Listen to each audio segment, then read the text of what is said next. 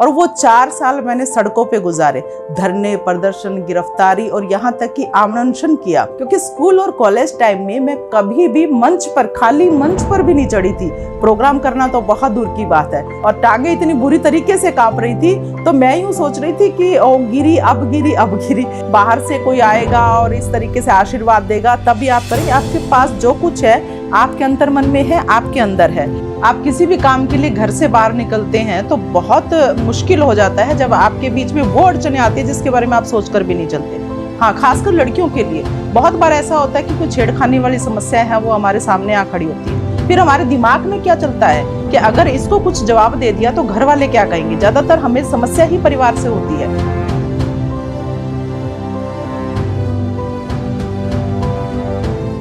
नमस्कार, vibes talk के सभी दर्शकों को मेरा नमस्कार।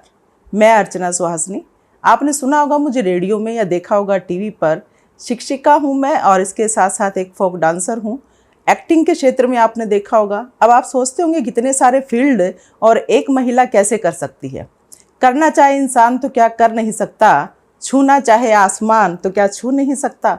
हर बात संभव है, लेकिन जब हम सफल व्यक्ति के रूप में अपने आप को पाते हैं तो आप ये कतई ना समझे कि इसके पीछे बस कुछ भी नहीं रहा होगा, कोई संघर्ष नहीं होगा। इसके पीछे खूब संघर्ष होता है। आप किसी भी व्यक्ति से अगर बात करते हैं तो उसकी ज़िंदगी के बारे में, या खुद व्यक्ति पीछे मुड़कर देखता है तो वो जानता है, वो समझता है कि किन कठिनाइयों के दौर से वो गुजरा है। मैं बात करूँ अपने जीवन में, जब मैंने पढ़ाई शुरू की थी तो मैं प्राइवेट स्कूल में पढ़ी, काफ़ी अच्छा था। लेकिन लड़की है, 10वीं 12वीं के बाद आगे पढ़ने की बहुत समस्या होती। क्योंकि मैंने 87 में 10वीं की, 89 में +2 की थी। और उसके बाद सिर्फ यही जो आम परिवारों में होता है, जो आज तक होता आ रहा है कि 10वीं 12वीं कर लिए, लड़कियों को पढ़ा दो। ज़्यादा अगर पढ़ाई BA में एडमिशन करवा दिया तो बहुत मुश्किल हो जाएगा, क्योंकि आगे 3 साल रखना पड़ेगा। और अच्छा लड़का तभी मिल पाएगा जब वो या तो उसके बराबर का हो या फिर नौकरी में हो, और ऐसे लड़के मिलना बहुत मुश्किल है। हाँ, यह समस्या मेरे घर में भी आई थी। खुद मेरी माँ ने कहा कि 12वीं कर ली, लड़की को अब शादी कर देनी चाहिए लड़की की, आगे पढ़कर क्या करेगी।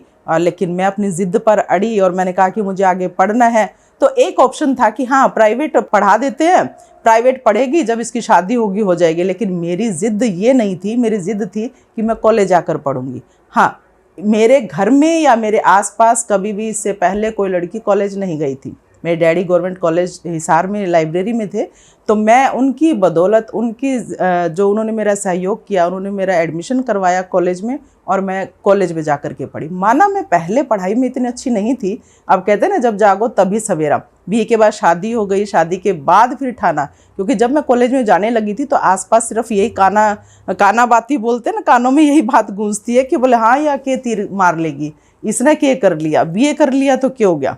तो ये बातें जब आसपास सुनाई दी, और जब मेरी ससुराल ढाणीपाल गांव है और उस गांव में से आज भी आने जाने की बहुत ज़्यादा समस्या है। वहाँ से फिर मैंने रेगुलर पढ़ाई शुरू की, MA में एडमिशन लिया, हिसार आकर के पढ़ने लगी।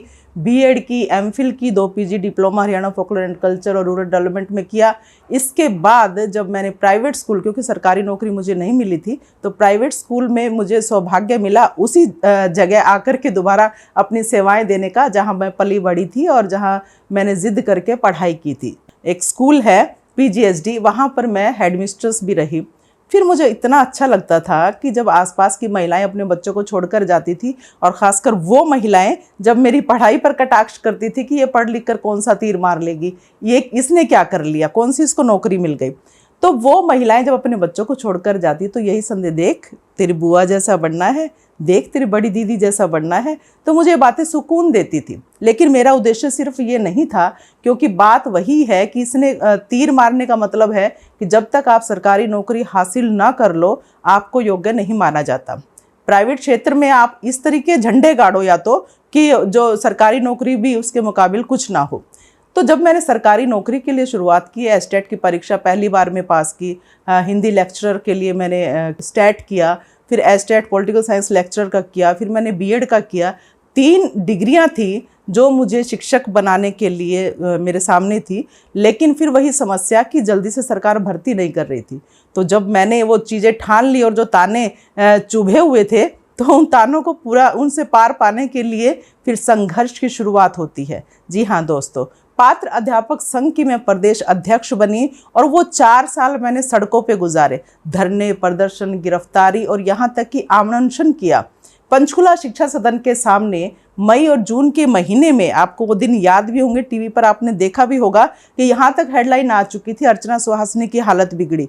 हालांकि बहुत सारे ऐसे ऑफर भी आए कि मैं उस चीज़ से, उस बात से मैं अपने आप को अलग कर लेती, लेकिन मैंने ऐसा नहीं किया। संगठन बिकने नहीं दिया, संगठन को झुकने नहीं दिया और पात्र अध्यापक संघ की बदौलत 55,000 के करीब उस वक्त भर्तियां हुई थी और वो चीज़ करने में, वो बात जो पूरी करने में हम सफल हुए और मैं सरकारी अध्यापिका बनी। अब आप सोचें कि आप सरकारी अध्यापिका बन गई हैं और आपका ये जो एक लक्ष्य था वो पूरा हो चुका है। ऐसा कतई नहीं है। ज़िंदगी में अगर आपके पास एक पड़ाव आता है जहाँ पर आप अपने आप को पूर्ण पाते हैं और उसके बाद अगले पड़ाव की तरफ आपको नज़र जमा देनी चाहिए, आपको कतई एक जगह पर नहीं रुकना चाहिए। तो जब मैं शिक्षिका बनी तो मेरे पास, शिक्षिका मैं 99 से ही थी, मैंने कई स्कूलों में भी अध्यापन कार्य किया। जब सरकारी में आई तो मुझे इतने साल तक, उनके आज का 20-22 साल का मेरा अनुभव है और ऐसे में मैं हज़ारों बच्चों के साथ जुड़ी हूँ और उन बच्चों को वो चीज़ें, वो सीख मैं दे पाई हूँ। अपनी ज़िंदगी के वो पल उनके साथ मैंने साझा किए हैं कि जो उनकी ज़िंदगियाँ बदल देते हैं। जब मैं सरकारी स्कूल में मैं आ गई थी तो मुझे फिर एक और लगन लगी, वो थी कि हमारे लोक गीत और लोक संगीत की। जब एक बात मैंने पूरी कर ली, अब दूसरी तरफ मैं देखती हूँ तो उन महिलाओं की तरफ जो कभी पढ़ नहीं पाई थी लेकिन वो गीत संगीत में इतनी पारंगत हैं, वो लोक नृत्य में इतनी पारंगत है, वो जो हमारी लोक संस्कृति है जो उनकी बदौलत ही जिंदा है, हमारी बदौलत नहीं, जो उनकी बदौलत जिंदा है, तो उसमें मैं किस तरीके से सहयोग कर पाऊँ। फिर मैंने एक ग्रुप बनाया आर्चिज़ धमोड़ा और उस ग्रुप में वो महिलाएं हैं, 70-80 साल तक की महिलाएं हैं जो उन गीतों को गाती गुनगुनाती हैं और लोगों के सामने प्रस्तुति देती हैं जो अब तक कहीं दबे हुए थे। तो मैंने यूट्यूब चैनल बनाया अर्चना सुहासिनी और अर्चना सुहासिनी शो के नाम से और लोक संस्कृति पर मैं काम में जुट गई। उसके बाद घर में ही, क्योंकि शुरुआत जब आप करते हैं तो अगर आप दूसरों को लेकर के चलते हैं तो ये कह देंगे क्यों आपके घर में जो है वो क्यों नहीं कर रहे हैं ये।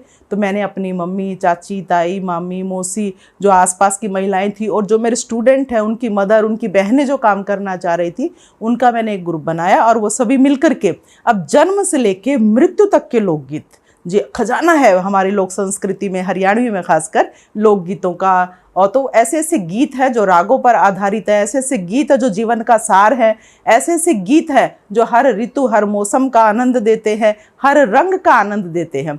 हम डीजे संस्कृति में उन गीतों को भूल चुके थे, लेकिन जो ग्रुप बनाया उस ग्रुप ने फिर से उसको जिंदा किया और वो राष्ट्रीय अंतर्राष्ट्रीय स्तर के मंचों पर उन्होंने प्रस्तुति दी, बड़े बड़े लोगों के सामने उनके स्वागत गीत के लिए, और वो सब उन्होंने प्रस्तुतियाँ दी और काफ़ी सराही भी गई और इसके लिए हरियाणा गौरव अवार्ड भी मुझे मिला। ये कुछ एक चीज़ें रही जो शिक्षा और संस्कृति से जुड़ी है, लेकिन तीसरा पहलू जो रहता है वो है मनोरंजन का। उसके साथ साथ मनोरंजन भी ज़रूरी है। तो रेडियो में मैंने काम किया, 99 में मैंने शुरुआत की थी हिसार FM के माध्यम से। अब सोचते हैं कि कोई ना कोई आपके जीवन में ऐसा पॉइंट आता है, ऐसा टर्निंग पॉइंट आता है, या आपने किसी फील्ड में किया, उस फील्ड के लिए आपके पास कुछ ना कुछ ऐसी बातें होती हैं। मैं देखने ही गई थी FM हिसार जब बन रहा था और मैं वहाँ BEd कॉलेज से BEd कर रही थी, तब की बात है, 98 में मैंने BEd की। तो वहाँ पर जब मैं देखने गई, अवतार पराशर जी आए हुए थे जो हमारे निदेशक थे उस वक्त, वो काम देख रहे थे। तो उन्होंने मुझे जब बातचीत की, मैंने पूछा तो उन्होंने कहा कि तुम ऑडिशन क्यों नहीं देती हो। मैंने कहा सर मैंने कभी भी इस तरीके से कोई प्रोग्राम नहीं दिया। मेरी कमियां भी मैं आपको साथ साथ बता दूं, क्योंकि स्कूल और कॉलेज टाइम में मैं कभी भी मंच पर, खाली मंच पर भी नहीं चढ़ी थी। प्रोग्राम करना तो बहुत दूर की बात है, प्रार्थना भी मैंने स्कूल में कभी बोलकर नहीं देखी थी। इसके अलावा एक बार 7वीं क्लास में एक ग्रुप सॉन्ग में मैडम ने मेरा नाम लिख दिया था। ग्रुप सॉन्ग था, सभी लड़कियां थी साथ में, उन लड़कियों की आवाज़ निकली थी, मेरी नहीं निकली थी और टांगे इतनी बुरी तरीके से काँप रही थी। तो मैं यूँ सोच रही थी कि ओ गिरी अब गिरी अब गिरी। तो उसके बाद मैंने ठान लिया था कि मैं तो कभी ग्रुप सॉन्ग में या किसी भी प्रोग्राम में हिस्सा नहीं लूँगी। लेकिन जब अवतार पराशर जी ने मुझ पर विश्वास जताया और उन्होंने कहा नहीं तुम ऑडिशन दोगी, तो मैंने हिंदी और हरियाणवी दोनों ऑडिशन क्लियर किए और वहाँ पर 17 साल के आसपास मैंने लाइव प्रोग्राम किया किसान वाणी। कार्यक्रम सुनने वाले सारे बाण भाई ना, अर्चना बाण की राम राम। आपने FM हिसार से आवाज़ सुनी होगी। मैं जिस भी कार्यक्रम में जाती, क्योंकि फिर मुझे पराशर सर ने एक और मौका दिया था कि मन संचालन का। मैंने कहा सर मैं ठीक है रेडियो तक तो जब मुझे कोई नहीं देख रहा और मैं अब अपना प्रोग्राम दे रही हूँ, लेकिन मैंने लोगों के सामने इस तरीके से कोई प्रोग्राम किया नहीं। बोले अरे लोग इतनी तारीफ करते हैं तुम्हारे प्रोग्राम की और किसको क्या पता कि तुम पहली बार जा रही हो। तो मैंने राष्ट्रीय अश्व अनुसंधान केंद्र सिरसा रोड पे पहली बार इतने बड़े स्तर का कार्यक्रम किया जहाँ पर बहुत सारे टीवी मीडिया वाले थे और सभी थे, और वहाँ पर लाइव प्रोग्राम किया जहाँ दूसरे देशों से और बाहर से लोग आए हुए थे और घोड़े आए हुए थे, उनका लाइव प्रोग्राम वो मैंने किया और मुझे मज़ा आया। लोगों की आमने सामने तारीफ़ मिली, क्योंकि तब तो रेडियो में चिट्ठी के माध्यम से ही संदेश आते थे, तारीफ़ आती थी, लेकिन वहाँ आमने सामने मुझे तारीफ़ मिली, हौसला बढ़ा और फिर मैं मन संचालिका बनी। और मैंने बहुत सारे राष्ट्रीय स्तर के प्रोग्राम जो हैं वो किए, चाहे वो सामाजिक रहे, राजनीतिक रहे या किसी भी क्षेत्र के रहे, वो मैंने कार्यक्रम किए। ये मन संचालन का, ये रेडियो का, और इसके बाद आया था 2002 में टीवी दूरदर्शन हिसार। तो वहाँ पर भी मैंने ऑडिशन दिया दूरदर्शन में समाचार वाचिका का, जिसमें मैं सफल रही। एंकर और ड्रामा आर्टिस्ट जो भी मैंने ऑडिशन दिए, मैंने अपने आप को खरा पाया और वहाँ पर मेरी योग्यता, मैं सोच रही थी कि अब तक मैंने रेडियो में तो खैर किया, उससे पहले मतलब मैं कभी मंच पर भी नहीं जा पाई थी। लेकिन अब ऐसा क्या हुआ, हो सकता है शादी के बाद मैं ज़्यादा इंटेलिजेंट हो गई थी। तो आप जो देख रही हैं, जो लड़कियां खास करके देख रही हैं या जिनकी अभी शादी हुई है और उन्होंने अपनी पढ़ाई को दरकिनार कर दिया है, तो कतई इस बात से आप गुरेज ना करें कि आप में वो क्षमता अभी भी है। इस बात को मान लें, आप इससे बचे ना। तो आप जब जागो तभी सवेरा वाली बात है कि आप अपनी क्षमता को जब पहचानें तभी आप कामयाबी हासिल कर सकती हैं। मैं वहाँ पर समाचार वाचिका, एंकर और दूसरे प्रोग्राम वहाँ करती रही। और इसके बाद एक ऑफ़र आया मुझे, क्योंकि तब भी मैंने दूरदर्शन में किया था 20 साल बाद। जगत जाखड़ जो हमारे चंद्रावल फिल्म के हीरो रहे हैं, उन्होंने जो सूरज नाम था उनका कैरेक्टर का, तो जगत जाखड़ जी ने एक नाटक किया था 20 साल बाद। तो वहाँ पर मैंने पहली बार एक्टिंग की। उसके बाद सरकारी विज्ञापन फिल्में जो बनी उसमें मैंने पार्ट किया। और फिर उसके बाद ऑडिशन, कई साल तक मैंने फिल्मों की तरफ या इस तरह की एक्टिंग की तरफ कुछ नहीं हुआ मेरा। लेकिन बाद में फिर एक्टिंग के लिए ऑफ़र आने लगे। आप किसी भी काम के लिए घर से बाहर निकलते हैं तो बहुत मुश्किल हो जाता है जब आपके बीच में वो अड़चने आती है जिसके बारे में आप सोच कर भी नहीं चलते। हाँ, खासकर लड़कियों के लिए बहुत बार ऐसा होता है कि कोई छेड़खानी वाली समस्या है वो हमारे सामने आ खड़ी होती है। फिर हमारे दिमाग में क्या चलता है कि अगर इसको कुछ जवाब दे दिया तो घर वाले क्या कहेंगे। ज़्यादातर हमें समस्या ही परिवार से होती है। लेकिन आपके परिवार में अगर पिता ने, भाई ने आपको ये बात कही हुई है कि आ गई ऐसे कैसे आ गई, बिना पीटे के ऐसे आ गई। मेरे साथ ऐसा ही हुआ था। जब मैं एक बार 11वीं कक्षा में थी, आ रही थी, तो किसी लड़के ने कुछ कह दिया, घर आकर बताया, डैडी को बहुत गुस्सा आया। बोले तेरे मुंह में जुबान नहीं थी, पैर में चप्पल नहीं थी, बोले ऐसे कैसे आगे बिना पीटे। उस दिन का दिन और आज का दिन मैंने कभी भी किसी लड़के को ऐसे बिना पीटे नहीं बख्शा। किसी लड़के से मतलब क्या है कि जो खुराफाती लड़का है, कई बार दूसरी बात सोच ले कि हाँ बतेरे लड़के पीटे, लड़के कोई पीटने के लिए थोड़ी होते हैं। बिल्कुल नहीं। मैं भी एक बेटे की माँ हूँ और अपने बेटे को संस्कार दिए हैं कि ऐसा उलाना लेके आगे तो तेरी खैर नहीं है। तो ये बात भी ये सभी माएँ भी अपने बेटे को सिखाएं। तो मैं आपको कुछ और बातें ऐसी बताती हूँ कि जो मैंने किया वो आप सब भी कर सकते हैं और कैसे कर सकते हैं। मान लो आप बोलने में अच्छे हैं, आपका उच्चारण सही है, या फिर आप क्योंकि मुझे मौका मिलता है उन बच्चियों को ये सब समझाने का, सिखाने का। मेरे पास लड़कियां हैं, लड़के हैं जो पढ़ते हैं, तो उनको भी मैं चाहती हूँ कि इस चीज़ों के बारे में जानें।